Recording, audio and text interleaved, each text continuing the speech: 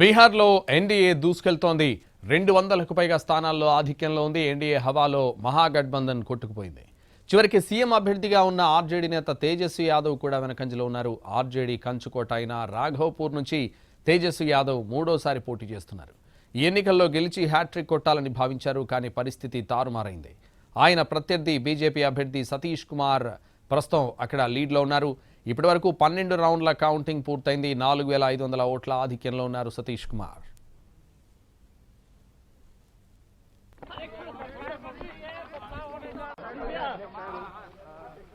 సతీష్ కుమార్ గతంలో ఆర్జేడీలో పనిచేశారు.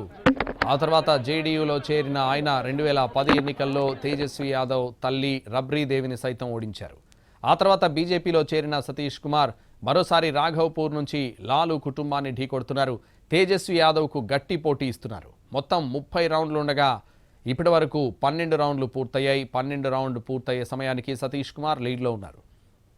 ఇక పార్టీల పరంగా చూస్తే బీజేపీ 95 స్థానాల్లో ఆధిక్యంలో ఉండగా జేడీయూ 84, చిరాగ్ పాస్వాన్ పార్టీ 20, మాజీ CM Jitan Ram Manjhi party 5, RLM 4 స్థానాల్లో లీడ్లో ఉంది. ఇటు మహాగఠబంధన్ విషయానికి వస్తే ఆర్జేడీ 25 స్థానాల్లో ఆధిక్యంలో ఉండగా కాంగ్రెస్ 2 చోట్ల లీడ్లో ఉంది.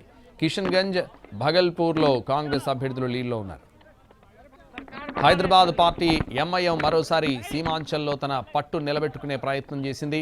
మొత్తం ఈ ప్రాంతంలో 29 అసెంబ్లీ స్థానాలుండగా మజ్లిస్ పార్టీ 24 చోట్ల పోటీ చేసింది.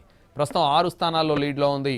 జోకిహత్, బహదూర్గంజ్, ఠాకూర్గంజ్, కోచ్ ధామన్, అమోర్, బైసీ స్థానాల్లో ఆధిక్యంలో ఉంది. देखकर करके नीतीश कुमार जी ने जो काम किया, और एक तरफ कोई गमछी हिलाता था और एक तरफ कलम, लोग